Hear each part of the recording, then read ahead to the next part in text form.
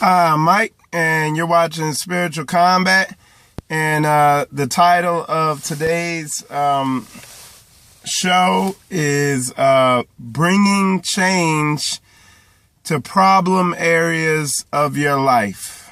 Okay? And this message kind of ties in with the message I did this Shabbat, Spiritual Laziness. Because this is the core of what the word's talking about, is you changing, you getting your mind right. And in doing that, you are a weapon to combat, Satan's kingdom and help other people bring change to their life, get their minds right, get their minds lined up with Yah's way.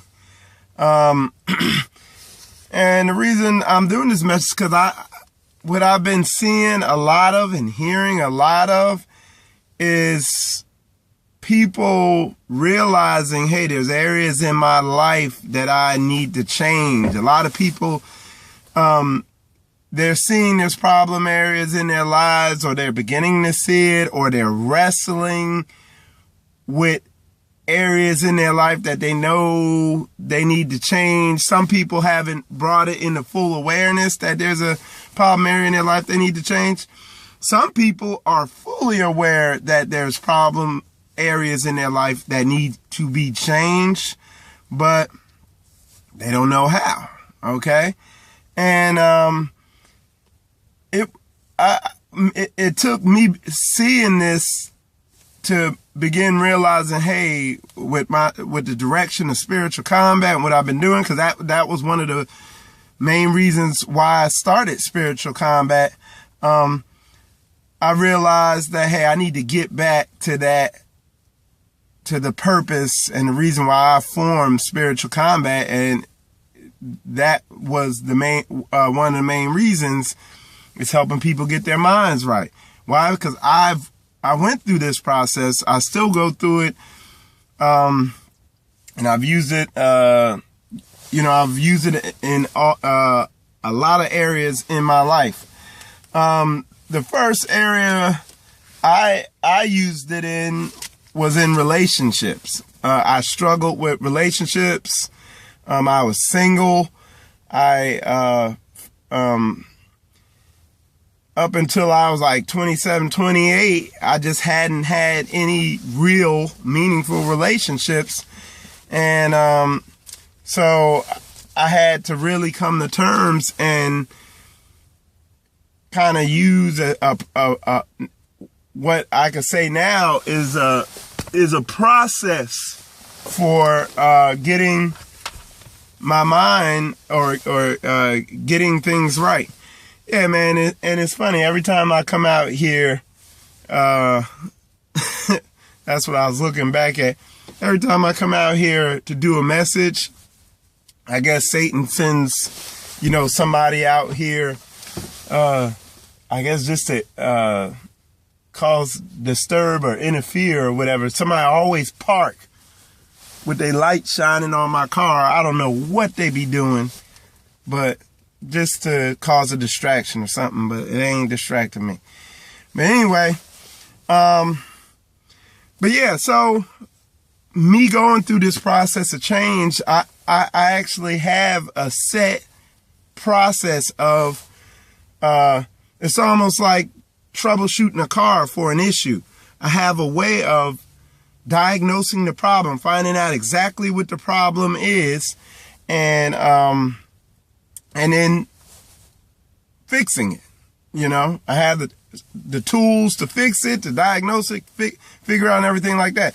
So, because I've kind of seen this thing coming up lately, I'm going to just put it out there and teach people, or educate people on what this process is. And the first step is just identifying what the problem is. But this is easier said than done, because like that scripture I read in Psalms, it said, "Cleanse me, O Lord, of secret sins." There's sin, which sin is transgression of the law. Sin is stuff you're doing that doesn't line up with Yah's word.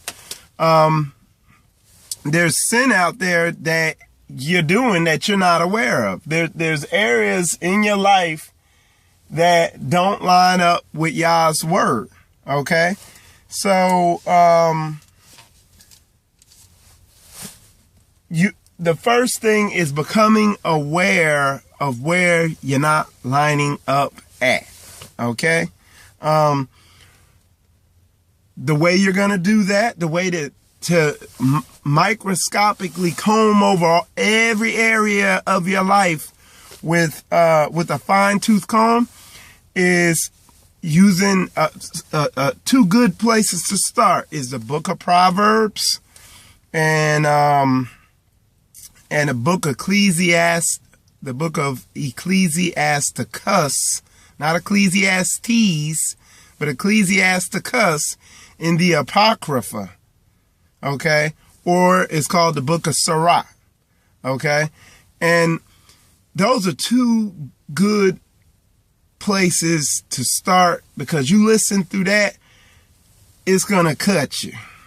It's going to expose all types of areas in your life where you're off. And just to sidebar a little bit, because one thing I see comes up a lot is people, like for me, when I was single, I couldn't figure out, man, I'm 28 now, everybody around me getting married, this, that, and other, why am I single? And you go online and stuff like that, especially for women. Men too, though, they got all types of excuses of, hey, this is why you're single. You know, this is why you're struggling with things. See, look at this. They shining their lights on me. All right. Now they're leaving. Okay, I guess Satan knows he ain't interfering with this. All right, but anyway, you go online and there's a ton of information. 99% of it is pure trash, saying, hey, this is why you're struggling with this is why you're struggling with that. And none of it turned out to be true. It was just stuff to make you feel good. If you're single and you're not in a relationship and you're struggling in relationship, there's something wrong. There's something you're doing wrong, and you need to find out why. For me, I had to become a real man. Okay, that was issue one. And as I began to fix that, I found out issue two was, hey, I just wasn't living in the right place, you know, and I moved to a city where there were a lot of women at. And the thing with relationships, because I get comments in my on the videos, I was looking at some of the comments on my YouTube videos. What people need to realize with these relationships is it ain't a thing. And this comes to any of these. This ties into any of these problems you're dealing with that you recognize in your life. Once you identify the problem, okay, and some of the problems are obvious. You just got to face them and humble yourself. Because a lot of people got pride and they just kind of make elaborate excuses over their problem. But once the problem's identified, the other thing is, like, for instance, when I identified my issue of, hey, I need to be a real man. Hey, I want to get married. I want to be in a relationship. When I identified that as being the problem, my life was dedicated to getting it right. Everything I did, everything that my life rotated around, anybody I was dealing with had to do with getting that thing rectified. Okay? It ain't just, oh, you know, you just kind of, oh, yeah, me on my... No, I made life changes. I'm talking about I up and moved from, I was living in Middle Georgia. At the time I was around some family, friends, all that. I separated from family and friends and moved to Jacksonville completely by myself and built everything up from scraps from there, because I realized it was that important for me to get that area of my life right. Okay? And I didn't even have the truth. I had worldly half-truths that I was going on, but I knew some of it to be true, and I followed it and went with it. Okay? And real talk, all that took about 2 to 3 years for me to get all that whole area of my life ironed out. You know, to get married, get a family, become a real masculine man. But my life was dedicated to making that change. The movies I would watch were only masculine type movies. Again, they weren't healthy, but it was masculine. I was reinforcing and feeding myself with what I wanted, what I was trying to be. And that's how it works. I didn't have to will it and force myself. It was just that I was feeding myself all masculine stuff. I was studying masculine stuff. I was studying relationship stuff. I was feeding my mind relationship stuff. I was bathed in it. I was in a pool of relationship and masculine stuff, so I couldn't help but become it. Okay? And that's how you have to be. And now there's an even more potent way to do it, and it's this word. Because the way I was doing it was with half-truths, so it took longer. But with this word, you could do it quick. So we're going to read a verse. We're going to start with, we'll start with 2 Corinthians chapter 8. No, I'm sorry, 2 Corinthians chapter 10, verse 4. It says, "For the weapons of our warfare are not carnal, but mighty through God to the pulling down of strongholds." So these problems you're wrestling with that you know don't line up with the word are strongholds. That's what you call it. Okay? And the weapons that you use to fight this stuff aren't carnal things. You know what I'm saying? It's spiritual. You got to get your mind right. That's why I be saying that all the time. That's why I call it spiritual combat, because that's where you're fighting at. It says, casting down imaginations. That's your emotions. Not being honest with yourself. And like, I had to just say to myself, look, you're not a real man. You're not attracted. Women are not attracted to you because you're doing something wrong. I had to figure all that out. And coming to that realization hurt. Okay? It humbles you. And it's good. It's a good hurt. And it says, pulling down imaginations and every high thing that exalteth itself against the knowledge of God. So if you got an issue in your life, like, again, tying back to me, the way I used to be, there was stuff that I had in my mindset and everything that was exalting itself against the knowledge of God. I was a feminized man. So that wasn't in accordance with God's knowledge and his way. And I aligned myself with God's way. Because now I'm a masculine soldier. And I'm not scared of stuff. You see what I'm saying? And it says, and bringing into captivity every thought to the obedience of Christ. That's bathing yourself in this word, in the knowledge. And this ain't no hairy fair, okay, let's be Christian. I'm talking about literally reading and studying Ecclesiasticus and Proverbs. And I'm talking about what I did because I'm not a good reader when it comes to concentrating on stuff. I got an audio book of Ecclesiasticus and Proverbs and just listen to it over and over at work. I got certain books of the Bible and just listen to it over and over when I'm driving to work or driving to wherever. When I'm in my car, I don't listen to the radio. I'm programming my mind with Yah's word or some biblical message or maybe some music that some Hebrew hip hop or something like that. That is still, or a masculine beat, or whatever I'm trying to get my mind lined up with. Okay? That's how you bring change. And it's not just, oh, okay, well, I'll do it once a week. Bathe yourself in it. Get in it. Okay? So what we're going to do, we're going to go to Galatians 5, verse 16, okay? Because what you find is to change, once you say, hey, I'm going to change, it's not a thing, all right, I'm going to force my mind mentally to do it, like that, and then eventually you just die off. No, it's just it's more of a, you're going to find the stuff to program yourself with, and then make sure it's on all the time. Make sure you're reading all the time. Put yourself in a regimen or whatever, where you're always, you see what I'm saying? Okay, so this is Galatians chapter 5, verse 16. It says, this I say then, walk in the Spirit, and ye shall not fulfill the lust of the flesh. Okay?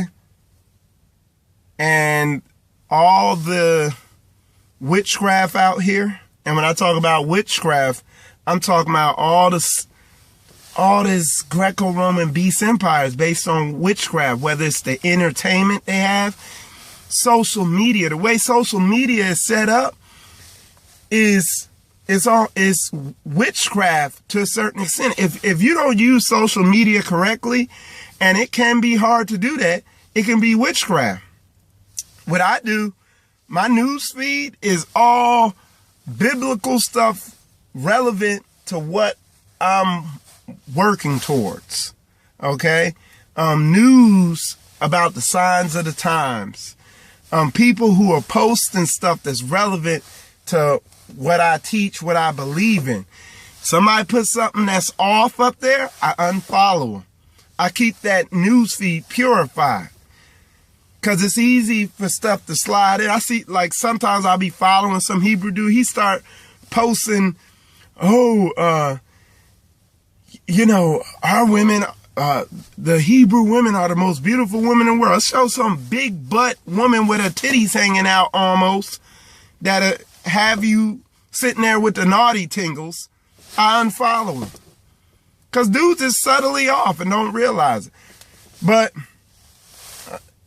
it's just walking in the Spirit and just staying on track, staying in your lane. Because everything out here is trying to get you out of your lane. You know what I'm saying? So let me, and I got another verse here. But a lot of people aren't honest with themselves and they're not serious about what they really want. They've been taught to kind of tiptoe through the tulips, and that's not how you do this thing. You study it out, and then you got to make moves. Okay? You got to let this word lead you, and like if you really want something, like for me, I watch people, man. My life, the situation I wanted, I created my biblical reality. The reality the Bible said I needed to have, I wanted it. And I created it. According to Yah's word. Like, I wanted a family. I wanted a wife who's going to be submitted. And I didn't want one of these nightmare situations that I see all these other people in. I wanted that. I'm going to tell you, people don't really want what they say they want. Because they, you know what I'm saying? And then some people do really want it, but what they need is a teacher or somebody to let them know that they can go get it. Make it happen. Be about that action. Like, I got to keep going back to, like, that was a pivotal, you know what I'm trying to say, point in my life when I realized I need to be a man and I want to have a woman in my life and I ain't getting no younger, and it's not just gonna happen. This stuff don't just happen. You gotta make it happen. He says, I can do all things through Christ who strengthens me. And it's not and I'm not quoting this correctly, on point, but it's not the talkers of the word, but it's the doers. You got to make it happen. Wake up.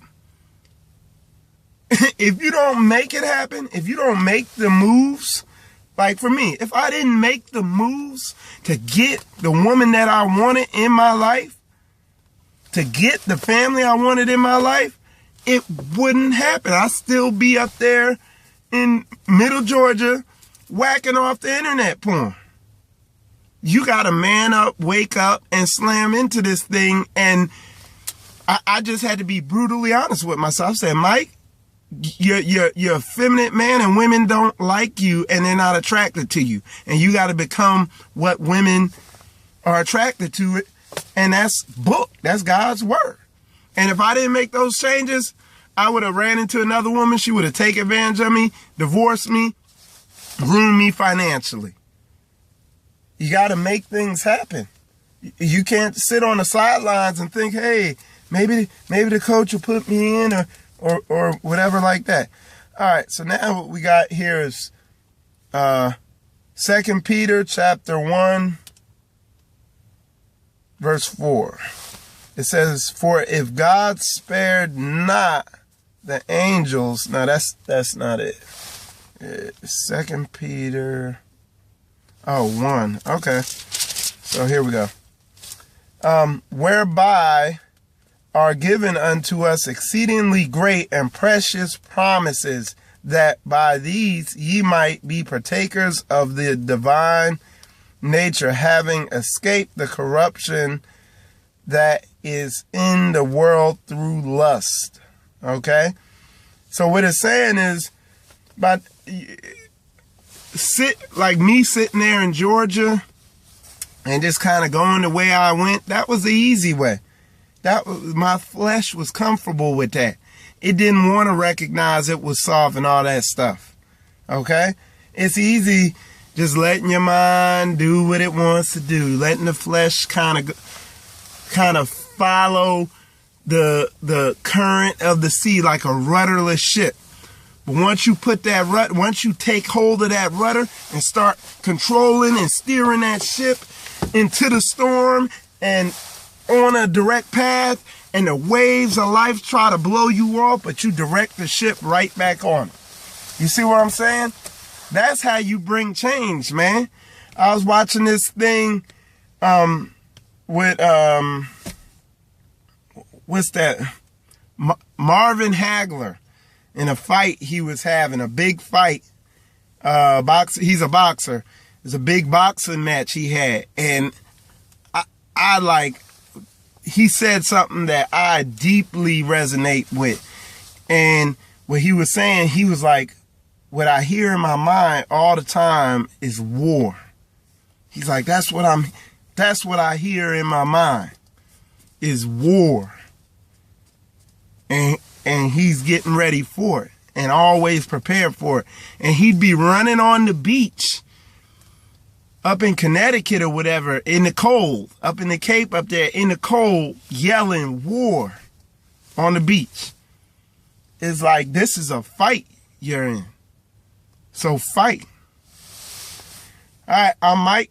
You watching Spiritual Combat, and have a nice day.